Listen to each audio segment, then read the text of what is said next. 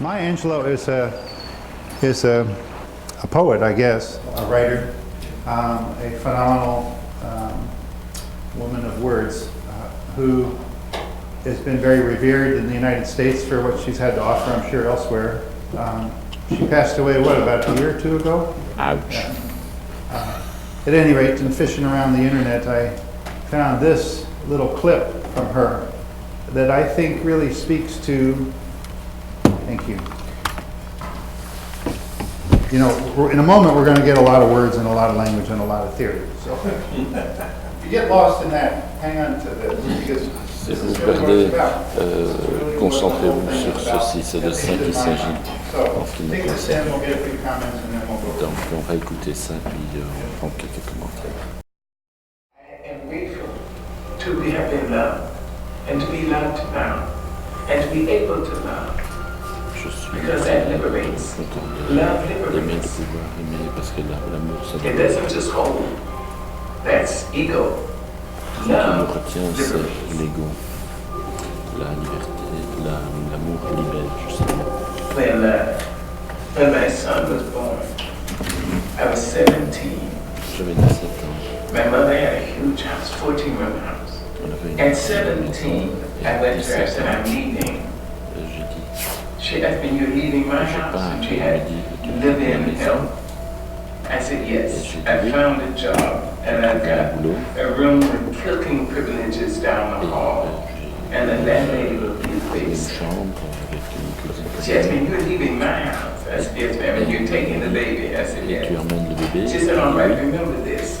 Oui, mais n'oublie pas When you ceci. step over my door sill, Quand tu quittes cette you've been maison, raised. You know the tu difference between right and wrong. connais la différence entre le bien et le mal, donc fais le bien. Don't let anybody raise you Ne laisse and make you change. personne And te remember changer. this, you can always come home. Et souviens-toi que tu peux toujours I revenir. went home every time life slammed me down. Et je suis Made me retourné call it chaque fois uncle. que I went je home suis with my baby. tombé, chaque fois que je suis My mother rentré never avec mon bébé. once Et acted ma as I told her mère so. n'a jamais She dit said, je te oh, l'avais dit. baby's home. Elle Oh, me disait mother's tired. simplement, oh Mother's mon going bébé to cook est you à la something. maison, Mother's c'est going to bien. make this for you. Et je vais te préparer ceci, je vais te Non. préparer cela. C'est ça l'amour. She liberated me to life. Elle m'a libéré She continued à to do vivre. that. Et elle a continué à le faire. When my son had been 5 years old, my mother would pick him up all the Quand mon time, fils avait feed 5 him. ans, I went to her once a ma month, mère and she would le cook prenait for me. dans ses bras et j'ai allé So one day I went to tous her les house mois, and elle she me faisait cooked red manger. rice, which I love. Et, After we finished eating, et après we un walked repas down the hill que and she j'adorais, started across the street. She said, wait a minute, baby. elle a I commencé was à dire, 22 years old. j'avais She said, 22 wait a ans à ce minute, moment-là, baby. elle disait, You know, attends, I think you're the greatest woman I've ever met. je crois que tu es She la said, plus Mary belle personne que McFly j'ai jamais Toombs, vue. Eleanor Roosevelt, and my mother. You're in that category. Tu es dans la même catégorie que la Then she said, give me a président kiss. Roosevelt I gave her a et kiss and ma I mère. got onto the Et je street l'ai now. embrassé. I Je can suis remember monté the way the sun dans le train. fell on the slats of the wooden seats. I sat there and I thought about her. I Et je me thought, suis assis et je suppose réfléchis. she's right. Et je me suis She's dit, intelligent. And she says she's too mean to lie. So elle est trop suppose méchante pour, I am going to be somebody. me She mentir, donc released je me. vais devenir quelqu'un. Elle m'a She vraiment freed libéré. me Elle m'a to say I libéré. may have something in me. Je me suis dit, j'ai peut-être That quelque would chose be of en moi, value. effectivement, qui a une Maybe valeur not just to me. pour moi. That's love. C'est ça l'amour.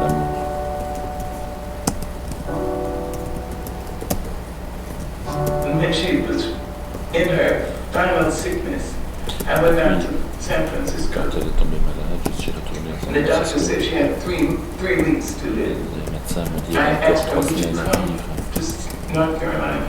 She said, Alors je She lui ai had demandé de emphysema venir and en lung Caroline cancer. du Nord. Elle a dit I oui. brought her to my home. Donc je l'ai amenée chez moi, dans ma She maison. lived for a year and a half. Elle a vécu ici. And then she was finally, in extremis, Et quand finalement elle she vivait was ses derniers moments, on oxygen, elle était sous oxygène. finding cancer for her life. And I remembered her liberating me. Et je me souvenais qu'elle m'avait And I libéré. said, I hope I'll be able to liberate her. Et je me suis dit, j'espère pouvoir avoir She liberté. deserved that from me. She Elle mérite deserved cela a de great moi. daughter, and she got one. Elle mérite d'avoir une So belle in her fille, last days, I même said, now, dans I sa understand dernier that some jour, people need je comprends permission to go. que certains ont besoin de permission. As I understand it, you may have done what God put you here to do.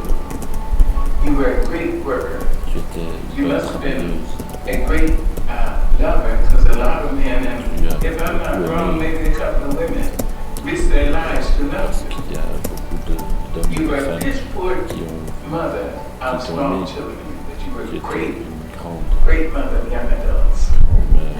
And if you need permission to go, Et si tu as besoin de permission pour partir, je te libère. I went back to my house, Je suis and something retourné said, dans go ma back. I maison. was in my pajamas. Quelque chose I me jumped in my disait, car and went, and the retourne. nurse said, she's just J'étais come. en pyjama et ils m'ont dit, You see, love liberates. It doesn't l'amour bind. libère, l'amour ne contraint Because pas. I love you. I love you if you're in China. I Je love you if t'aime you're quand across tu es town. en I Chine, love you de very l'autre hard. côté de la rue, I love you. de l'autre côté de la ville. Je I would t'aime. like to be near you. Je voudrais être très I'd like to proche. have your arms around me. I'd J'aimerais like to hear your avoir voice in my tes bras ear. autour de moi, But that's ta not voix possible dans now. mon So I oreille. Ce love n'est you. pas possible. Je t'aime.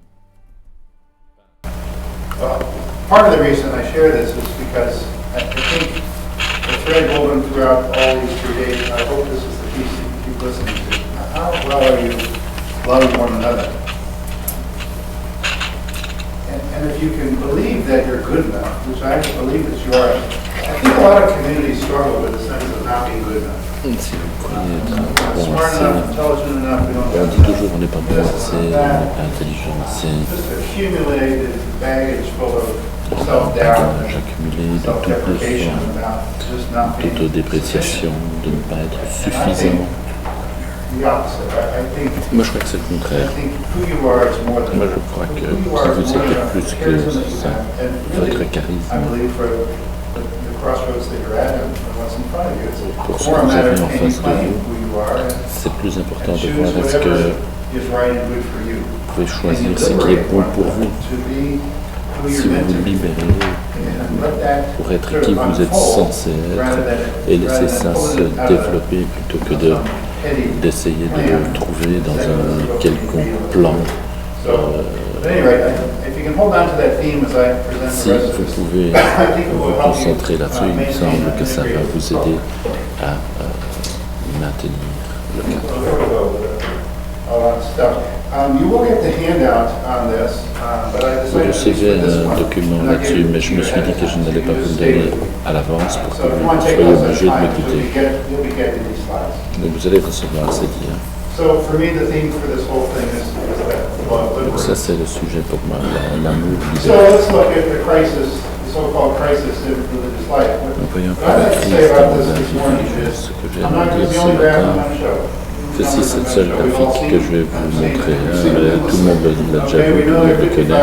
55,000 sisters On and sait qu'il y a less 55 than 000 sœurs, 5,000 brothers and moins less de than 5 000 40,000 frères, priests. etc. Half of that in 10 years. Et que The ça va half-life diminuer de for most moitié communities on average is 12 years. d'ici 10 ans. En moyenne, I don't on know perd what your 50% transaction will be, but you know, ballpark. tous les 12 ans. Imagine where you're going to be at 12 years. Imaginez où vous allez être dans 12 Wow, ans.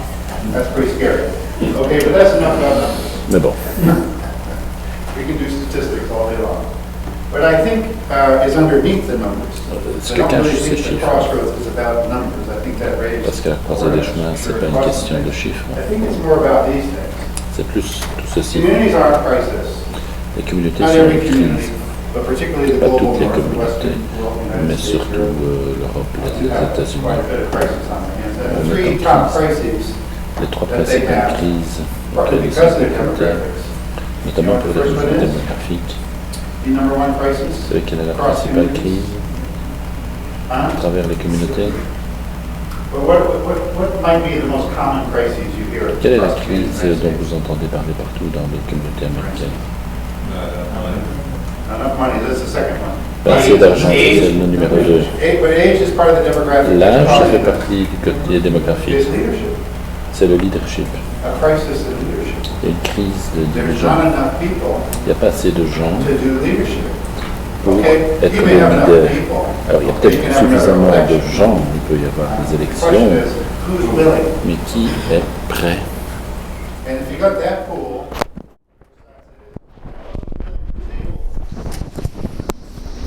Alors il faut voir qui est capable. Parmi ceux qui sont capables, encore, qui peut être élu? Qui est éligible? you got that pool, now who can really work together? Et puis, lesquels de ceux-là parviennent à collaborer? Donc même si vous avez encore suffisamment de gens, la question c'est est-ce que vous avez un leadership suffisant? Imaginez dans 12 ans, vous avez donc dans 2 cycles, dans 2 mandats. C'est ça la grande crise. Deuxième élément de crise, c'est le financement. Beaucoup de groupes commencent à avoir des problèmes financiers. Et puis le personnel, suffisamment de gens pour faire ce que vous devez faire. Donc imaginez que ceci soit une table ronde. Et vous êtes 16, vous mettez sur la table tout ce qui est dans votre vie, responsabilité financière, vos ministères, votre personnel, le staff, les écoles, etc. Et vous tenez tous la table. 40 kilos chacun, c'est une sérieuse responsabilité déjà. Et puis dans 12 ans, vous avez 80 kilos. Vous croyez que vous allez tenir beaucoup longtemps? Non, parce que ça devient de plus en plus lourd. Donc comment est-ce qu'on gère tout ce que vous avez dans votre vie avec le personnel que vous avez? C'est ça la crise. Et lié à cela, en dessous de cela, il y a toute cette maintenance. Les gens sont tellement occupés, s'occuper des personnes âgées, des bâtiments, des ministères, s'occuper de leur vie, que la mission est moribonde. On n'a plus le temps d'y réfléchir même. Il n'y a plus d'énergie. Si vous rentrez chez vous, vous avez suffisamment à faire. Mais c'est ce que chaque leadership fait. Tu l'as dit tout à l'heure. Pendant le chapitre, beaucoup de rhétorique, puis vous rentrez chez vous et puis vous avez autre chose à faire. Et ça écrase la vie. Alors ajoutez ceci. C'est très familier. Les gens disent je ne vais pas m'occuper de ça. Moi j'ai fait ce que je devais faire. Je peux être confortable maintenant. Et il y a beaucoup de ça qui joue. Les gens qui font que travailler, qui se définissent en fonction de ce qu'ils font. Je veux rester ici, ne me rappelez pas, je vais continuer à faire ce que j'ai toujours fait, je vais continuer à travailler comme je l'ai toujours fait. Parce que c'est là qu'on se sent important, on a quelque chose à contribuer là. Donnez-nous ce sens d'estime de nous-mêmes. Mais qu'en est-il de la communauté alors?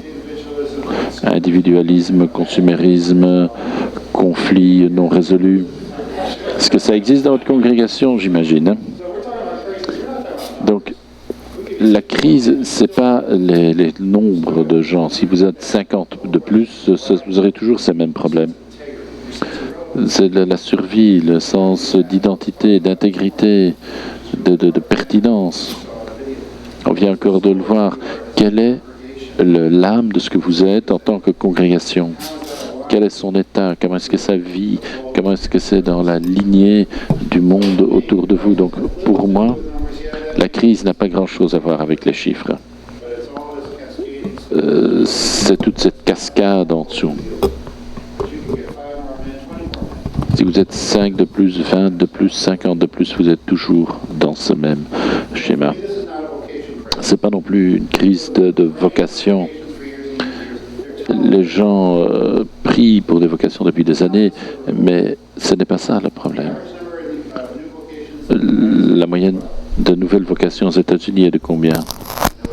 Vous savez? Une. Nouveaux membres prophètes perpétuels, 0,4%. Donc il n'y a pas d'entrée dans les vocations. Donc c'est pas ça la réponse. Vous allez peut-être en avoir, vous allez peut-être revitaliser de cette façon-là. Mais ce n'est pas ce qui va résoudre votre problème. Ça fait peut-être partie du problème que vous devez traiter, mais ce n'est pas le problème. Si c'est une crise, pour moi, c'est une crise d'imagination et une crise du courage. Est-ce que vous avez l'imagination, la volonté d'aller au-delà de ce que vous savez déjà, et le courage, la persistance, d'essayer quelque chose, même si ça donne un échec?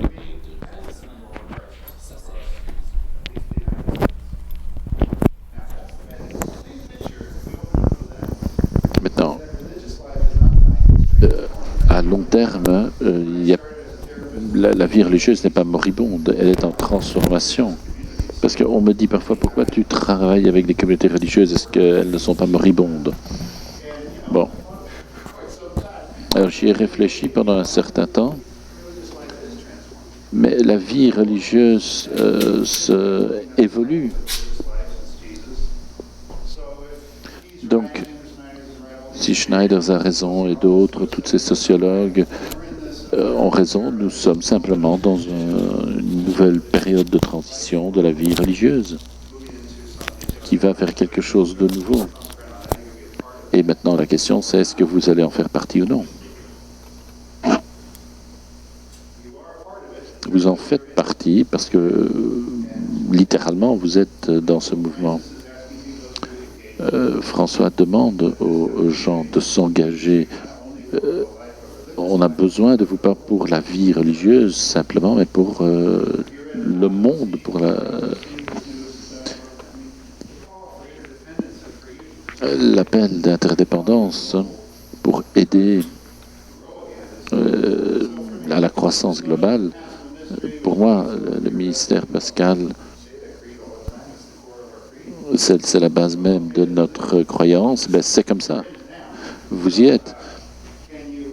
Est-ce que vous pouvez réellement participer à ce voyage dans la foi de façon concrète? Vous êtes très bien positionné pour aider, pas seulement pour votre vie, mais pour la vie religieuse globale, pour être des agents de transformation. Vous êtes dévoués à la mission, vous réagissez, répondez à des besoins existants. Pour vous, la communauté est très importante. La vie religieuse amène tellement à notre planète. Vous faites partie de ce changement. Est-ce que vous pouvez participer comme agent de transformation?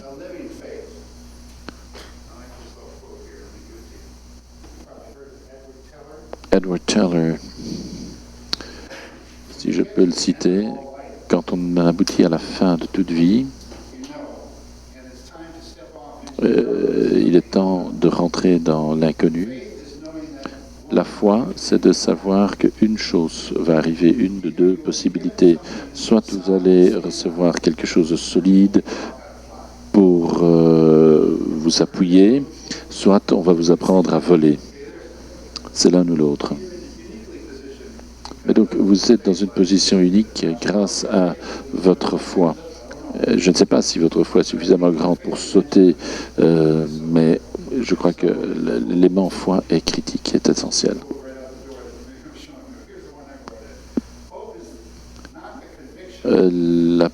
L'espoir, ce n'est pas la conviction que quelque chose va bien finir, mais la certitude que ça aura un sens, quel que soit le résultat. Est-ce que vous êtes dans la bonne voie? Si vous êtes sûr que vous êtes dans la bonne voie, quelle que soit la façon, quel que soit le résultat, vous devez garder cet espoir, cet amour libératoire. Tout ça en fait partie. Ça doit être à la base même de nos croyances.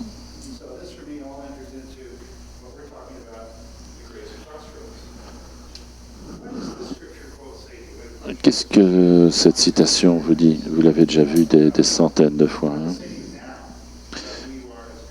Qu'est-ce que ça vous apprend aujourd'hui? Des commentaires? Ça, c'est une belle image. Alors, pour moi, La congrégation est un bananier pour l'instant.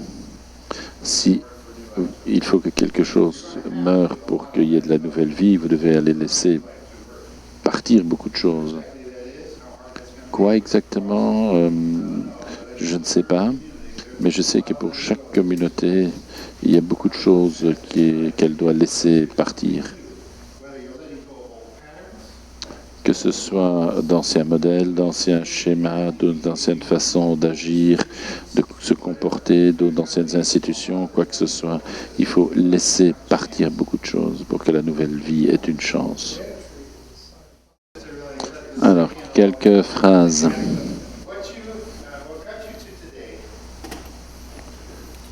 Ce qui vous a permis d'arriver à aujourd'hui ne vous permettra pas d'arriver demain.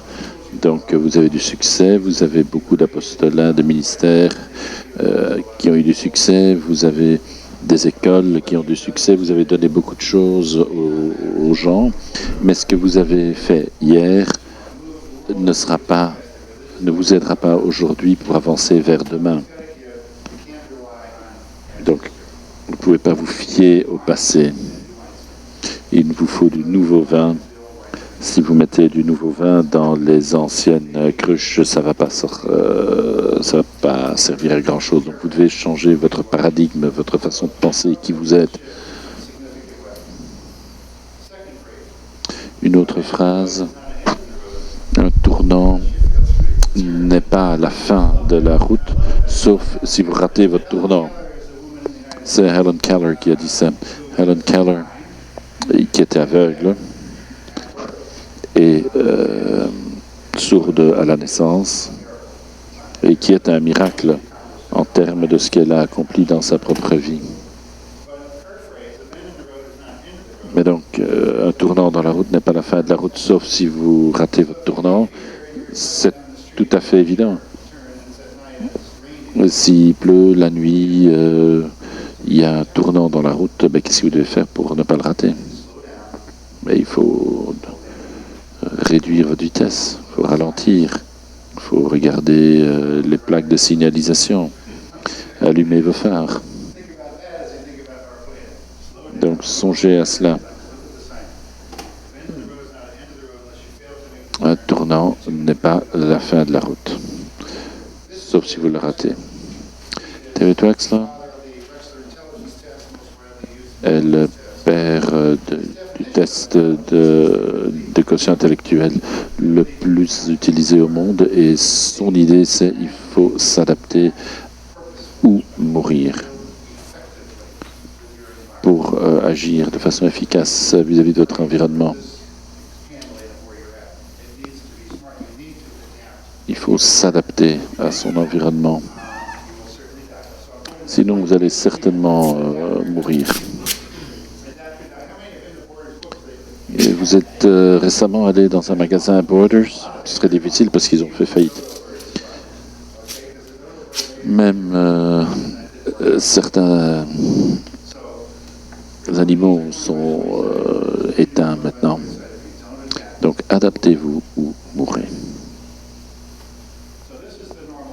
Voici le cycle de vie normal, classique de la vie religieuse dans n'importe quelle organisation. Et 85% ne s'adaptent pas quand ils atteignent une croisée des chemins. 85% des congrégations risquent donc de disparaître s'ils ne s'adaptent pas. 15% vont survivre. C'est 2/3 de ceux-là seulement vont se redévelopper. Donc, la question, est-ce que vous allez faire partie de ces 10% qui vont survivre? Et même les meilleurs, parfois, ne s'adaptent pas. Ceci, c'est Fortune Magazine aux États-Unis. En 1955, ils ont publié les 500 entreprises du monde qui avaient le plus de succès. Donc le Fortune 500. 50 ans plus tard, en 2005, ils ont repris cette liste. Combien avaient survécu? 50 ans plus tard.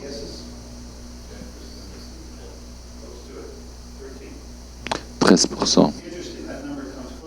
Donc ce chiffre se rapproche aussi de la vie religieuse, de la recherche sur la vie religieuse. 13% qui survivent après 50 ans. Alors c'est les meilleurs, les plus intelligents, les plus riches, etc. Et seulement 13% ont survécu. La durée de vie d'une entreprise est d'à peu près 40 ans. Un peu moins en moyenne pour une communauté religieuse. Et comme les entreprises, la plupart de ces communautés survivent à peine la première année, mais ceux qui survivent la première année arrivent à 40 ans. Alors la seule chose qui survit à long terme, c'est ceci. Vous avez des Twinkies au Congo? Non. Bon. Soyez contents alors. Ils sont presque morts parce qu'il y a un millionnaire qui a dit on va quand même les relancer. Alors ce qui se passe, c'est que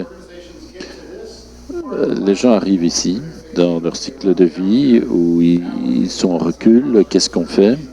On a une croisée des chemins, on est en crise, alors ils vont ceci, déclaration de vision, planning stratégique, on va être moins nombreux, on commence à adapter le fonctionnement. Et 85% connaissent l'échec. 85% échouent dans ce stade-là, ce sont des chiffres de toute une série d'analyses. Donc, la plupart des groupes, la grande majorité des groupes, une fois qu'ils arrivent là, ont une approche traditionnelle et ça ne fonctionne pas. Parce que qu'est-ce qu'ils font le plus souvent? Ils ont une nouvelle version améliorée du passé, parce que c'est ça qu'ils savent le mieux. Donc, ils créent une nouvelle version approuvée du passé. Ils font un plus grand effort plutôt que de faire autre chose.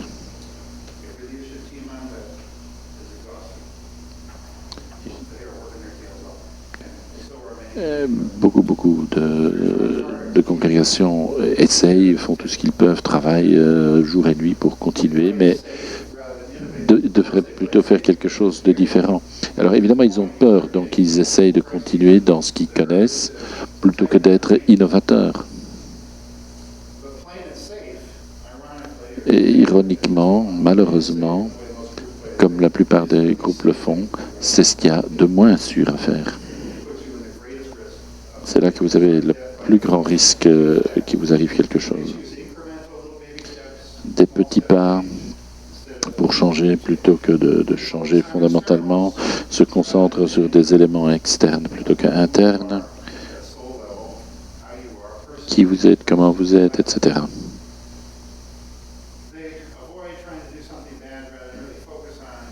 Ils évitent de faire quelque chose de mauvais plutôt que de créer quelque chose de bien. Et ils utilisent tout le temps les mêmes informations, donc ils utilisent le même logiciel, si on ose dire, plutôt que de créer un nouveau système d'exploitation. Et c'est ce que font 85% des groupes. Ils n'arrivent pas à s'adapter. La raison, selon moi, c'est la peur. On a tout simplement peur de faire autre chose.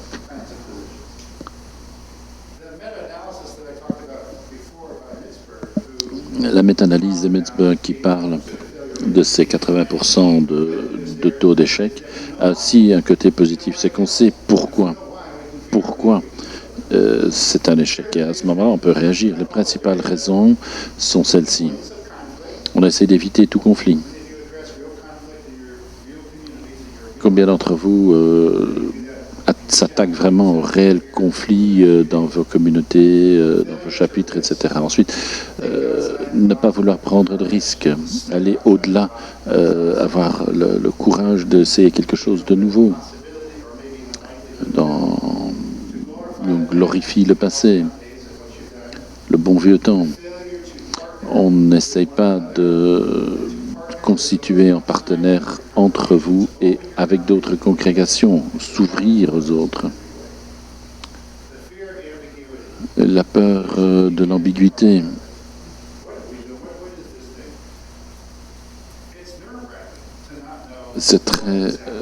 énervant de ne pas savoir exactement quels sont les prochains pas pour avancer. Et ça, c'est dans votre vie personnelle aussi. Moi, je ne savais pas ce que j'allais faire, quel était le pas suivant quand j'étais chez ce thérapeute dont je parlais tout à l'heure. Alors, l'intimité. Comment est-ce qu'on ne reste pas en superficie? Il ne faut pas être superficiel avec les autres, il faut rechercher une certaine intimité. Marcher dans la peur. J'aime bien cette définition. Aller vers la peur. Les groupes ont peur d'être honnêtes et ouverts. Manque d'intégration et de ciblage.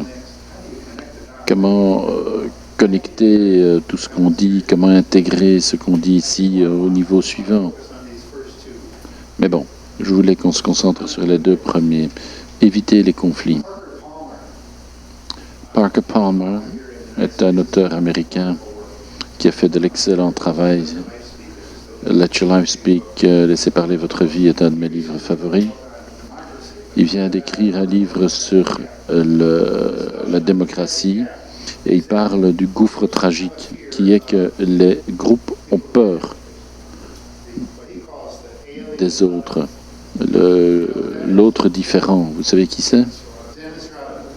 Dennis Rodman, ambassadeur Corée du Nord. Vous trouveriez ça positif qu'il soit ici pour faciliter ce dialogue? Ou si lui était là à ma place? Ou ces trois-là, ici avec vous? Ou ces femmes-ci? Ou qu'elles vivent avec vous dans vos communautés? Voilà encore des facilitateurs. Il y a encore 4 ou 5 pays au monde où ceci est une offense punissable par la mort. Alors, laquelle des deux est le alien?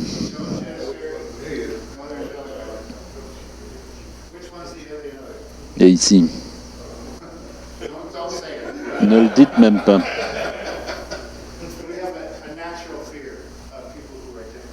On a peur des gens qui sont autres que nous, qui pensent autrement, qui agissent autrement. Et on a des difficultés à couvrir ces difficultés, à parler aux autres. Donc, travailler là-dessus sera certainement un élément très important. Et puis, risquer de sortir du traditionnel, faire quelque chose en dehors du traditionnel. Je ne sais pas si vous vous souvenez de cet exemple. Si vous prenez un morceau de papier et dessinez ces 9 points. Juste une page blanche et vous dessinez 9 petits cercles. Comme ici.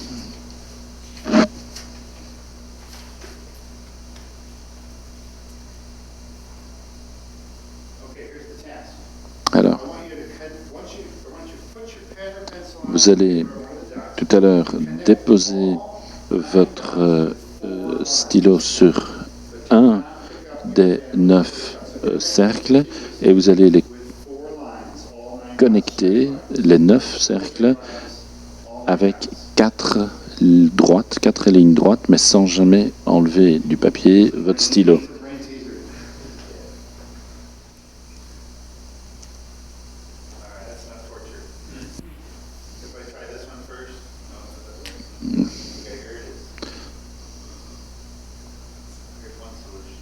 Ça, c'est une solution.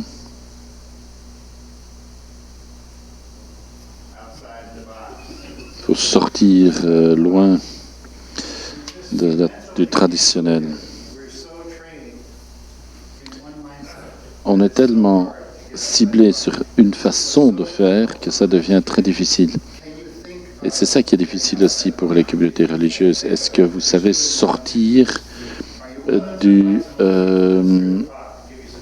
est-ce que vous parvenez à vraiment sortir du traditionnel? Est-ce que vous osez faire rentrer d'autres dans votre vie? La question, c'est est-ce que vous savez écouter. Ça, c'est très très difficile pour les groupes. Donc, le grand défi, c'est changer.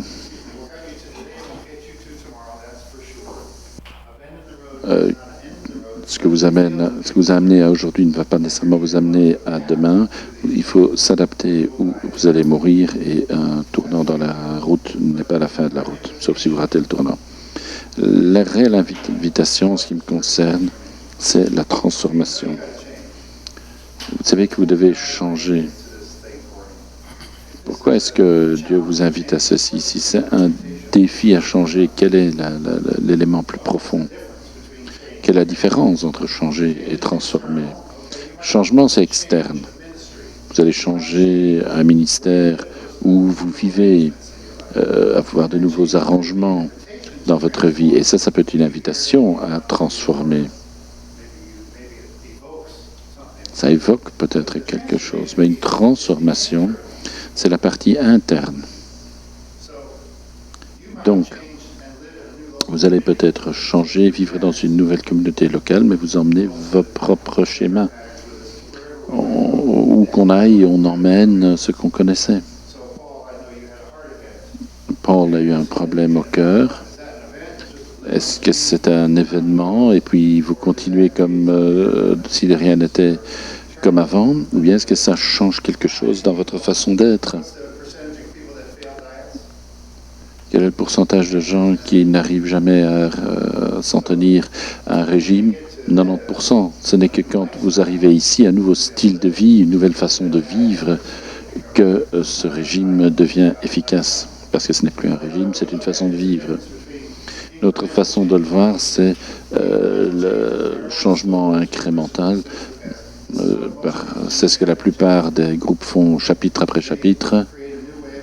Une nouvelle façon d'avancer, mais c'est par petits pas par rapport au passé. Un changement profond, c'est plus une approche intuitive, beaucoup plus large, irréversible, discontinue. L'exemple que vous avez tous, c'est quand vous êtes rentrés dans cette communauté, quand vous êtes devenus religieux. Vous saviez que quelque chose allait mourir, que quelque chose allait se développer. Vous avez changé votre relation primaire.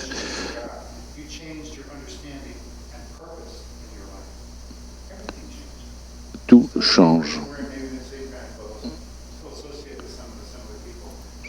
J'ai toujours des contacts avec les mêmes personnes, etc. J'achète mes vêtements au même endroit, mais en moi, en intérieur, quelque chose a changé fondamentalement. Donc on a parlé de financement, de bâtiments, etc. Et ça, c'est vrai, vous devez savoir ce que vous allez en faire. Mais la vraie question, c'est quelles sont les structures qui doivent changer dans votre vie, le modèle qui les soutient. C'est l'âme même, le cœur de ce que vous êtes. C'est ça, la transformation, la partie inférieure à l'eau. Donc pour moi, cette voie de transformation, c'est lâcher, laisser mourir ce qui doit mourir pour aller au-delà du déni et accepter ce qui vient. Donc le défi est de changer, l'invitation est de transformer.